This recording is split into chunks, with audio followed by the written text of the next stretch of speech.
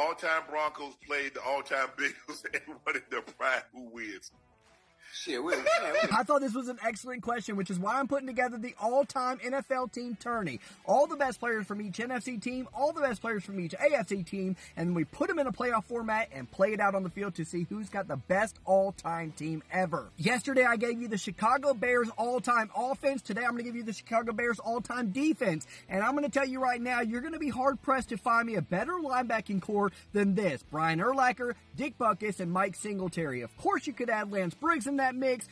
I wouldn't be upset with you, but wow, this is stellar right here. This is going to be very difficult to get to the second level again. And how about that Bears defensive line as well? This is going to be a difficult front seven to run the ball against and pass the ball against. Richard Dent was very good at stopping the run, but he also, at the time of retiring, was the number 3 all-time sack leader in the NFL. Then you add Steve McMichael and Dan Hampton to the defensive tackles positions. A lot of younger generations are going to disrespect these choices. These guys literally anchored the 1985 Bears defense, which is arguably the best defense of all time. And finally, Doug Atkins at the other defensive end position.